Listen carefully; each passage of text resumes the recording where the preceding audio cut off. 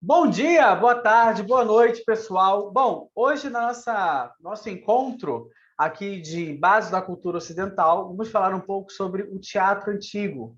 Lembrando que esse conteúdo está baseado nos materiais do professor André Alonso, ok? Então vamos lá. Dando sequência, vamos falar o que seria o teatro. O teatro antigo seria uma manifestação religiosa? Sim, porque na Grécia Antiga o teatro ele estava inserido em um conjunto de manifestações religiosas. Os gregos honravam seus deuses de várias maneiras. Uma delas consistia em lhes consagrar oferendas, oferendas perecíveis que podiam ir de um simples bolo ao sacrifício de dezenas de bois, ou oferendas duráveis, que variavam de uma pobre estátua em uma terracota à construção de suntuosos templos de mármore. Uma outra era oferecer-lhe espetáculos de cantos, ou seja, uma outra forma de oferenda, de adoração, era oferecer-lhe espetáculos em forma de cantos, de músicas ou de danças. Havia também uma outra forma, que era organizar concursos nos quais artistas e atletas rivalizavam em diversas provas, conforme regras previamente definidas. A gente deu uma olhada nisso quando a gente falou um pouco dos Jogos Olímpicos. Né? A organização de tais manifestações e a participação nelas, como concorrente ou espectador, eram considerados como elementos essenciais do helenismo. Então, a gente percebe que havia a manifestação religiosa dentro do teatro por ser tratado como uma forma de adoração, uma forma de prestação de oferenda, uma prestação de culto aos deuses. Então, era uma forma de reverenciar aos deuses. No decorrer da época arcaica, as competições esportivas e artísticas tornaram-se regulares e podem ser agrupadas em três categorias. Deixa eu pegar a minha caneta. Momento, caneta. Nós tínhamos as provas hípicas, que eram realizadas no hipódromo. Nós tínhamos as provas ginásticas, que eram realizadas no estádio. E as provas musicais, que constavam músicas, poemas, danças, cantos, dramas.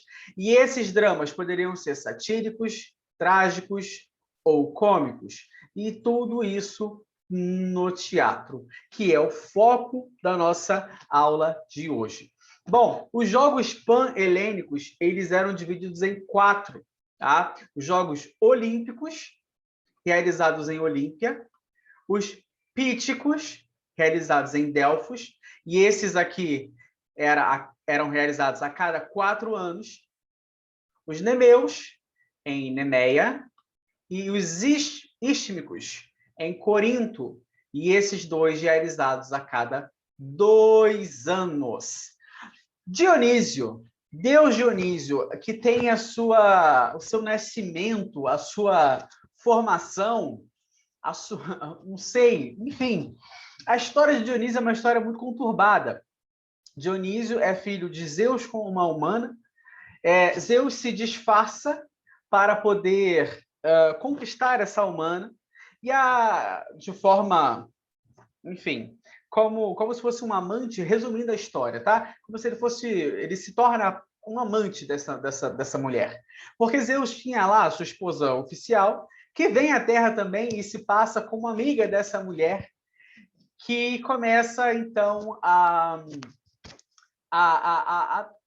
pedir para que ele se revelasse, para ele dizer quem ele realmente é. E quando Zeus, que era um deus, se revela para ela, ela simplesmente desaparece, vira pó. Você imagina um deus aparecendo por um humano? Meu Deus, não pode. Então a mulher desaparece, ela vira, sei lá, pó, não sei, enfim, alguma coisa, por causa da magnitude de Zeus. Mas a mulher já estava grávida de Dionísio. Então o Zeus o que faz? Pega o embrião e coloca em sua coxa. Zeus tem uns nascimentos meio esquisitos, né? A gente lembra que Atenas nasceu da cabeça dele, Zeus nasce da coxa de Dionísio.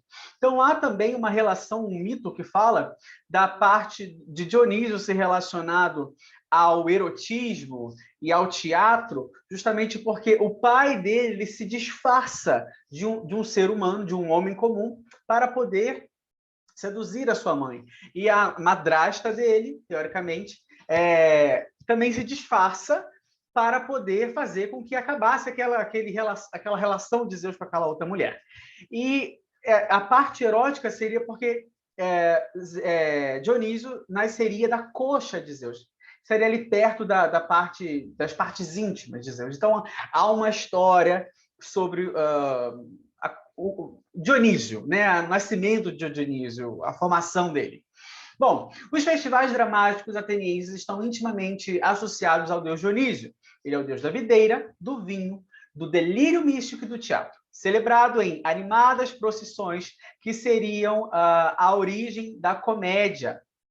Ele é o deus de origem rural e, por isso, popular, e está associado à fertilidade. Ele aparece em certas representações acompanhado de sátiros e de Mênades, que são sacerdotisas de Dionísio. Os sátiros e as Mênades representam o exagero inclusive sexual, tanto masculino quanto feminino, resultante da influência dionísica. Os sátiros e as Mênades. Aqui tem uma representação do que seriam os sátiros, mais ou menos, e aqui das Mênades, que eram sacerdotisas. Os sátiros são seres míticos que estão ligados ao culto a Dionísio e que são representados como um misto de homem e cavalo. Para quem já assistiu Percy Jackson, tem uma noção mais ou menos do que seria um sátiro. E o cavalo, ou homem e bode. Lembra que, preste atenção na palavra bode, aparece várias vezes no nosso material. Tá? Tendo orelhas e cauda longa, aparece geralmente com um membro sexual em ereção. Inclusive, no teatro, a gente percebe muito isso, essa apresentação masculina, de sempre mostrar algo muito grande, sempre ereto. Tá? As Mênades são mulheres míticas que serviam a Dionísio, eram as sacerdotisas de Dionísio. Inclusive, há uma história que fala que o teatro essencialmente nasceu com elas. Tá? Era algo delas, era um culto feminino, e elas iam andavam pela cidade e paravam na praça central, onde acontecia a vida daquela sociedade, e ali elas sacrificavam um bode, passavam o sangue daquele bode na Mênade principal, na sacerdotisa principal, em adoração a Dionísio. Elas contavam ali, faziam cantos em reverência a Dionísio e faziam esse ritual. Tá? As Mênades eram, portanto, assim chamadas por estarem tomadas em um delírio divino que as impulsionava a um comportamento exagerado. Ok? Estrutura física e material do teatro. Bom, o teatro ele vem do grego theatron, que está ligado ao verbo theomai, que significa observar. Tá? Observar. Então, o teatron quer dizer lugar de observação, observatório. Tá? É exatamente o primeiro conceito que os gregos tinham de teatro. Tá? Um lugar qualquer onde se ia para observar algo. E isso é muito interessante, porque era um lugar qualquer, não era um espaço físico específico. Tá?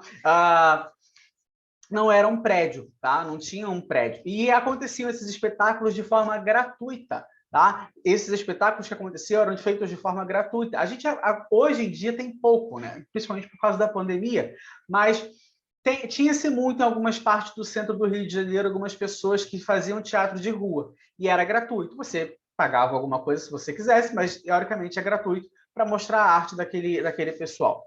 Há uma diferença crucial entre auditório e observatório. O auditório é o lugar onde você vai para ouvir, tá? Para você ouvir.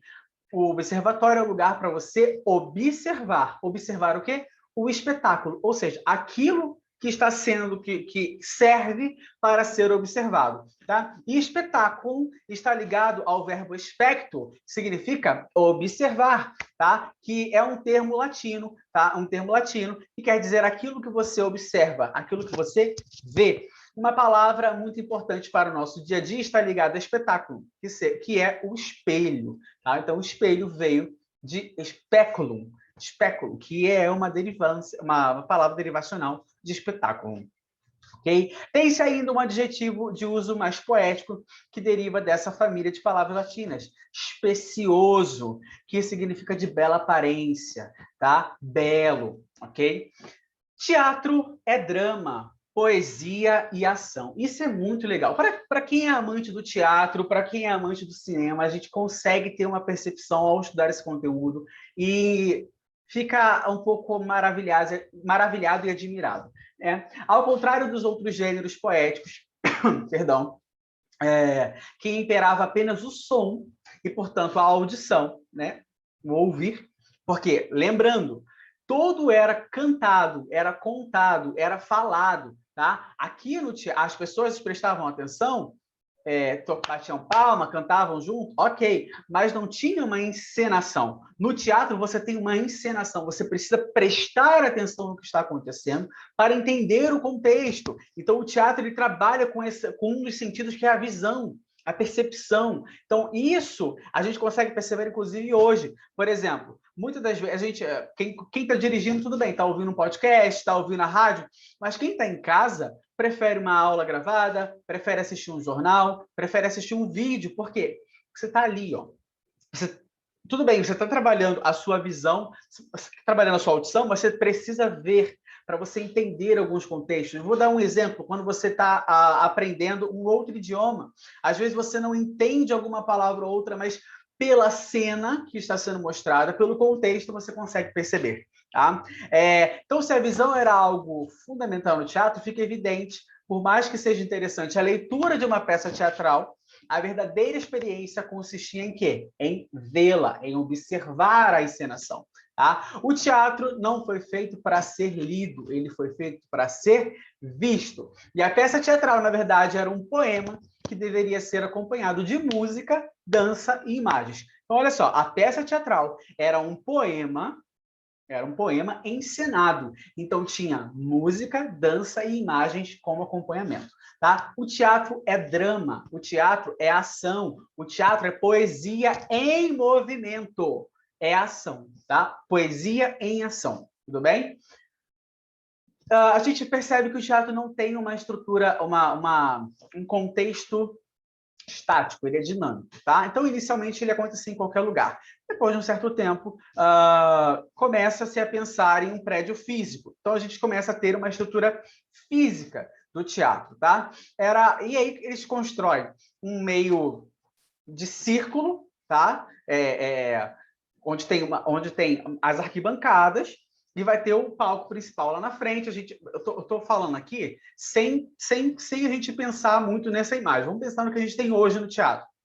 A gente tem as arquibancadas, ou a plateia, né? Onde fica a plateia. A gente tem, às vezes, uma parte mais baixa, onde, de repente, fica um coral, onde fica alguém narrando ali. O palco. Atrás do palco tem a coxia, tá? Ou o backstage do teatro, que é onde a galera vai trocar de roupa, onde a galera vai fazer maquiagem, vai trocar, enfim, vão passar por trás, porque um sai aqui, depois entra aqui, enfim. Para quem já participou de alguma peça ou já pôde ajudar na produção de alguma peça, tem uma visão um pouco mais facilitada disso. Ou para quem já sentou na primeira fileira também, para poder observar, você consegue ver lá o ator trocando de roupa, a atriz trocando de roupa, passando, correndo. Então, ali é o backstage, tá? A parte de trás. Bom, o teatro ele foi construído em uma forma de semicírculo, de frente para um palco. Para que os que estivessem atrás pudessem ver a ação, a construção subia pouco a pouco. E a gente percebe isso até hoje, que ela vem subindo, tá? Utilizando-se degraus que formavam uma arquibancada. No nível do chão, há um semicírculo, do qual partem os degraus que formam as arquibancadas. Esse semicírculo chama-se orquestra. Tá? Lugar que era reservado para o coro. E aqui é interessante a gente perceber que havia um coro nesse momento ali, porque não tinha um narrador só. O coro, eles iam mostrando o que seria encenado, do que se tratava. Por exemplo, se vai trocar de uma cena para outra, o coro já trazia essa introdução da próxima cena. Tá? O coro serve para isso. Tem um nome específico, eu não consigo lembrar hoje o termo específico, mas se vocês já assistiram...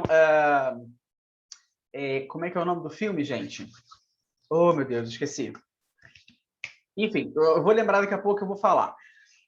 Mas existe um filme que tem a parte da peça que fala sobre... Tem a Porca e a Santa, que fala sobre o Alto da Compadecida. O nome da peça não é o Alto da Compadecida. Tem um outro nome. Dentro da peça passa a história que tem no filme O Auto da Compadecida. Enfim, mas ali tem algumas pessoas que não são personagens principais, eles fazem parte do coro, mas tem um nome específico, e eles que vão narrando. Então, quando um personagem entra ou um personagem sai, e aí ele trabalha justamente nessa comunicação com o público, tá? Porque o ator em si não fala com o público, quem faz essa comunicação é o coro, nesse tipo de teatro, e é muito interessante.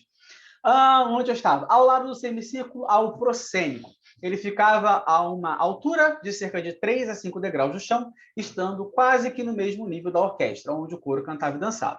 O proscênico era o palco, tá? O nome vem do fato de que ele ficava diante do pró, da skene, né? Skene significa em grego barraca ou tenda. Era uma espécie de tenda que servia de bastidores, coxias, o backstage, ok?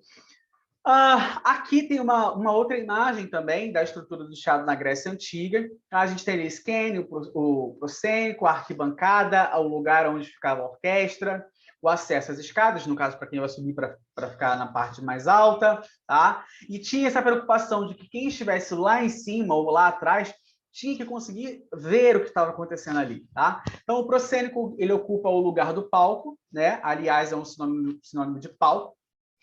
E a skene equivale à parte de trás da cortina, ou seja, a coxia, o backstage, tá? Tinha um caráter religioso, a gente consegue observar que tinha um altar na parte da orquestra, havia um altar. Essa imagem é do Teatro de Dionísio, então a gente consegue observar hoje, nesse contexto, esse caráter religioso, tá? Porque justamente eram eventos que tinha, por exemplo, disputas, tá? Competidores, e ali competidores assim, né? Teatrais, né? Mas era por isso, tá? Era uma forma de oferenda, mas era uma forma de prestação de adoração e uma prestação de competição. A gente sabe também que os Jogos Olímpicos também tinha esse caráter esportivo, tinha, mas era um caráter religioso na época, ok? Máscaras e figurinos. A máscara em grego diz prosopon, composta por pros, diante de, e ops, que é olho, ou seja, algo que vinha diante dos olhos, né? De outro. Ou seja, o outro está me vendo tapado. Era isso, mais ou menos isso. Então, eles utilizavam a máscara também porque era fundamental que o público entendesse que havia pessoas diferentes ali, havia contextos acontecendo, então, às vezes, um ator ele interpretava mais de um personagem. Então, para ele fazer isso, ele utilizava máscara. E isso se aproxima muito do que a gente tem hoje em dia com a maquiagem. Às vezes, a gente percebe, quando vai assistir algum monólogo, de repente, a pessoa muda muito de roupa, para contar toda a história. Então, isso já vinha desde essa época, tá? Era fundamental também, assim, que fosse grande e que conseguisse identificar. Esse é um personagem masculino, esse é um personagem feminino. Por quê? Porque, inicialmente, as mulheres não participavam desses eventos, tá? Então, para que a mulher fosse inserida nesse contexto, tinha que ter uma caracterização feminina. Então, as máscaras eram geralmente muito grandes, até para que o público pudesse enxergar, tá? Para que o público pudesse identificar esse personagem. Autores e obras. Nos vários séculos que abarcam a produção teatral da antiguidade, que evolui e muda pouco a pouco, inúmeros foram os dramaturgos e ainda mais numerosas as peças de teatro por eles compostas. No entanto, a maior parte dessa enorme produção teatral se perdeu ou chegou até nós sob fragmentos, né? Algumas obras, no entanto, se conservam e imortalizaram o nome de seus autores. Então, a gente tem alguns autores gregos e alguns autores latinos. E eles se dividem em tragediógrafos e comediógrafos, ou seja, aqueles que escrevem tragédia e aqueles que falam sobre comédia. Na verdade, tem uns que trabalham mais o tema dramático, o tema das tragédias, e os que trabalham mais o tema das comédias. É isso. 3 nomes da tragédia grega se destacam: Ésquilo, Sófocles e Eurípides. E 2 nomes da comédia se destacam na comédia grega: Aristófanes e Menandro. Já em Roma, os latinos, os comediógrafos Plauto e Terêncio têm uma ascensão, e o tragediógrafo Sêneca, ok? Então, são esses os nomes. Nesse slide aqui tem algumas obras deles, eu não vou me ater muito nessa aqui, tem aqui no material, dá uma lida, mas não vou perder tanto tempo aqui, não. O que seria o drama? A palavra drama vem do grego, que quer dizer simplesmente ação. O drama quer dizer ação. Tá? Se o teatro é ação, isso ocorre porque os atores, ao encenarem, imitam de modo direto o agir dos indivíduos encarnados nas personagens. Tá? Para existir efetivamente o teatro, não basta um texto. Ou seja, não basta ter um texto. Não é igual à poesia, que tem, não é que seja só um texto, porque tem que ter a parte interpretativa. Mas não é só ter um texto ali.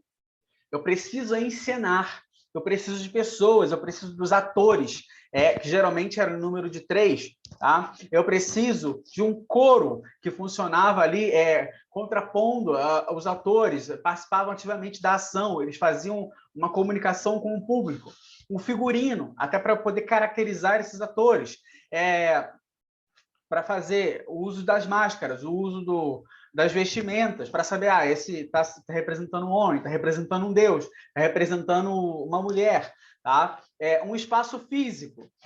Então, a gente inicialmente não tinha um teatro físico, era em qualquer lugar, mas depois a gente tem uma estrutura física. Tá? A gente tem um cenário, a gente tem música, a gente tem dança. Então, tudo isso vai compor o teatro, tudo isso vai compor as nossas peças teatrais. Já na antiguidade, havia efeitos especiais. Isso é muito legal, né? Para fazer, por exemplo, com que um deus aparecesse na cena, os gregos desenvolveram o uso no teatro da chamada mecané, eu acho que é isso. Como machina, do latim, machina, que equivale ao guindaste. Ou seja, eles fizeram um guindaste para poder representar um deus, tá? O gênero dramático está, portanto, muito distante de um gênero literário em sentido estrito. Ou seja, o drama não é necessariamente um gênero literário no sentido estrito, mas é um subgênero da poesia, tá? Porque a gente fala que o teatro é a poesia em ação, tá? É a poesia encenada, tá? E além da música, comporta toda uma série de elementos que lhes são característicos. Tá? Uma parte importante desses elementos é ligada ao sentido da visão. Atores em ação, cenário e figurino. Ou seja, a gente trabalha com a visão, porque a gente vai ter atores trabalhando ali, encenando, trazendo algo para nós, tem um coro que está cantando, tem o figurino que traz a representação, se é homem, se é mulher, se é um deus. Então, tudo isso a gente consegue perceber através da visão. Tá? Dentro do gênero dramático, pode-se ter alguns subgêneros. Os mais famosos, tragédia e comédia.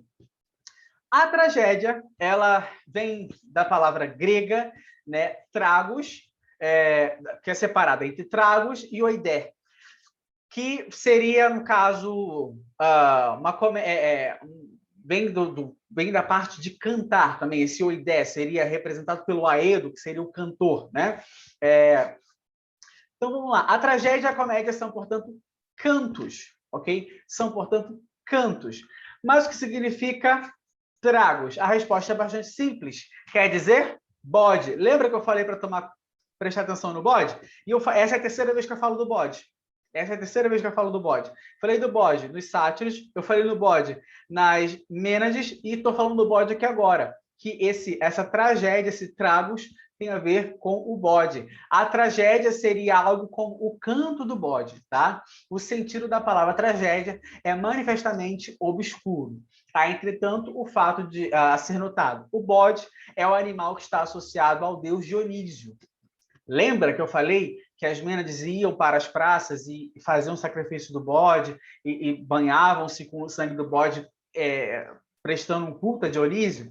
Tem esse contexto aqui também. Tá? Os sátiros também com essa parte de meio homem, meio bode, tem essa parte aqui também, tá? Como forma de expressão teatral, está inserida no culto a essa divindade.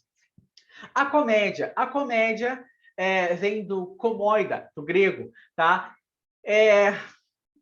Também é uma parte cantada, né? Também é uma parte cantada, tá? Vamos lá, algumas hipóteses foram levantadas para tentar explicar o sentido da palavra.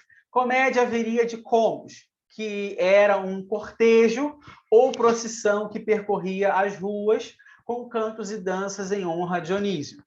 O radical do termo coma, que significa sono profundo, deu origem ao termo médico coma, pois a comédia teria se originado do fato de grupos de camponeses irem à cidade de madrugada, quando todos dormiam, para cantar cânticos com críticas e ofensas a figuras importantes da vida pública. E o terceiro, radical, está ligado a come, que significa vilarejo. Os autores de farsas que não eram tolerados na cidade e eram impedidos de nela exercer sua arte, passaram a apresentar seus cantos nos vilarejos, coma. Essa etimologia é mencionada por Aristóteles em sua poética. Mas o que isso quer dizer? Tá? A palavra comédia, em grego, vem de comoidia. O segundo elemento é, obviamente, do oide, que viria de cantar. Tá? Mas o primeiro elemento ele se divide em três hipóteses para se descrever esse elemento. Ou viria do cortejo, dessa procissão, ou viria do sono profundo, por causa desses cantores que faziam críticas sociais na madrugada, ou pelos as pessoas que iam para fazer autores de farsas que não eram tolerados na cidade e iam fazer isso em outros lugares, em vilarejos. Então, há essas três opções aqui, ok? Bom, vamos lá, dando sequência. Recapitulando, a tragédia tem sua origem ligado ao culto a Dionísio, o que mostra com clareza o caráter religioso dos festivais de teatro. A comédia também está ligada em sua origem ao culto de Dionísio, tendo suas raízes na vida rural, nas aldeias, e caracterizando-se também pela crítica. Tá? A comédia tem muito disso, de fazer crítica. Podemos reforçar o caráter poético do drama, tá? Porque lembra que o teatro, a peça, o drama seria o poema encenado. As peças teatrais são compostas em versos de métodos variados. O teatro antigo é poesia, mas poesia posta em ação, transformada em algo visual, ok? As falas são recitadas ou cantadas dependendo do trecho. A origem do teatro. O teatro teria se originado de apresentações cantadas por coros, o que faz com que ele esteja em sua base ligado ao gênero lírico. Lembra que eu falei que o teatro tinha sido originado pelas Mênades, na verdade? Que elas faziam essa prestação de adoração a Dionísio, e elas iam para as praças, e elas iam cantando. Então, tem essa concepção, tá?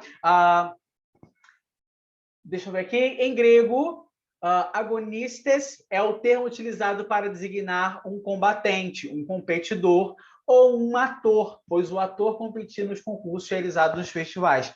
Lembra que eu falei que ali tinha o palco onde tinham os atores, os competidores, porque eram festivais. Aí esses festivais eles eram festivais religiosos, tá? Depois passou a participar da ação de um segundo ator. Então, assim, inicialmente era um ator, era um combatente, depois passar a 2 atores e, por fim, 3 atores. 3 atores no proscênico, dividindo a ação com o coro que ficava na orquestra. Então, a gente tem ali o protagonista, tá? O protos, o protagonista, o deuterogonista, tá? Que seria o segundo ator, e o tritagonista, o triagonista, que seria o terceiro ator. Dentro dessas palavras, a gente também tem o antagonista, ou seja, aquele que vai contra o protagonista, o bonzinho e o mal, entre mais ou menos isso, né? Protagonista, antagonista, tá? Bom, tragédia versus comédia. A tragédia tem uma temática tradicional, mítica, busca seus temas em uma fonte bastante antiga, explora sempre os grandes mitos. Isso aqui é um resumão antes da gente ver um pouco mais detalhado. A comédia, ao contrário, tem uma temática atual, embora possa eventualmente servir para o mito tradicional como ponto de partida para o ridículo. Tá? Ela explora frequentemente a atualidade e a novidade, inovando constantemente seu arcabouço temático. Essa diferença é ironicamente vista como uma dificuldade para o comediógrafo que não tem à sua disposição toda uma série de temas prontos, porque a tragédia ela trabalha com algo que está pronto, né? Com um mito, com algo que é bastante antigo, que é tradicional. Já a comédia ela vai ironizar aquilo ali. Então você tem uma base, mas você vai mudar aquilo, você vai satirizar aquilo. Então é legal. A tragédia grega clássica tem como fonte de seus temas os grandes mitos, tá? Então abordam-se temas históricos, tá? E isso ela tem em comum com a épica. Esses temas históricos ela tem em comum com a épica. Não há espaço para inovação temática, tá? Os temas são tradicionais. A diversidade de tratamento tem uma diversidade no tratamento do tema. Tá? Então, assim, o mito ele tem um núcleo básico central que não vai mudar. Mas alguns elementos secundários podem ser modificados. E aqui é o espaço para a criação de novos elementos. Ou seja, dentro desses elementos secundários é que a pessoa que está escrevendo a tragédia vai trabalhar. Tá? Então, a arte do tragediógrafo consistia na capacidade de dar um tratamento inovador ao mito tradicional. Eu coloquei aqui essa imagem do Auto da Compadecida por causa da comédia, tá, gente? Fazendo só uma referenciação aqui para a gente entender um pouco do que seria a comédia. A comédia tem uma temática variada, tá? Ela se serve muitas das vezes da tragédia, parodiando a tragédia conhecidas do público. Tá? Pode servir-se de mitos tradicionais, mas de um modo bem diverso daquele utilizado regularmente na tragédia. Um comediógrafo vai parodiar para retirar o caráter sério e trágico e transformar em algo cômico e ridículo. Inclusive, muitas das vezes, ele coloca até os deuses em situações ridículas. E por quê? Para trazer a comédia, tá? Para colocar para fazer uma acessibilidade, algo que seja humilhante para os deuses ali, mas não que fosse uma causa de uma forma pejorativa ruim. Mas era algo que se tinha em comum ali no âmbito religioso, tá? De fazer uma comédia, de fazer uma paródia até mesmo com os deuses. Então a comédia tinha muito disso. Tá? Comédia política e comédia de costumes. Eram dois tipos de comédia que se tinha. A via de regra, ela tem um tema atual, diferente da tragédia, que tem um tema tradicional. Tá? Existe uma dupla possibilidade, a comédia política ou a comédia de costumes. A chamada comédia antiga, da qual Aristófanes é o representante, cujas obras melhor conhecemos, aborda geralmente a situação política lato sensu. Aristófanes explora questões políticas, econômicas, sociais e culturais de seu tempo, apresentando uma visão bastante crítica em relação aos problemas enfrentados pelos atenienses e às soluções apresentadas pelos políticos e homens influentes. Um tema muito explorado das comédias aristofânicas é a Guerra do Peloponeso, que contrapôs Atenas e Esparta e trouxe resultados nefandos para a primeira, ou seja, para Atenas. As desgraças trazidas pelo conflito modificam substancialmente a vida dos atenienses, principalmente dos que vivem na região rural. O comediógrafo manifesta constantemente seu desejo de uma paz duradoura que traga consigo prosperidade. Portanto, o binômio guerra-paz é recorrente nas comédias aristofânicas. Então, aqui dentro de Aristófanes, seria esse camaradinho aqui, ele tem esse binômio guerra e paz. Tá? A gente consegue perceber esse apelo político, esse apelo social, essa crítica. Tá? Inclusive, no dia de hoje, se a gente perceber, a maioria das comédias brasileiras fala sobre política, fala sobre a forma como o brasileiro tem sido visto pelo próprio brasileiro, como os políticos são vistos por nós e, obviamente, por pessoas de outros países. Então, a nossa comédia ela não foge muito desses tópicos, ok?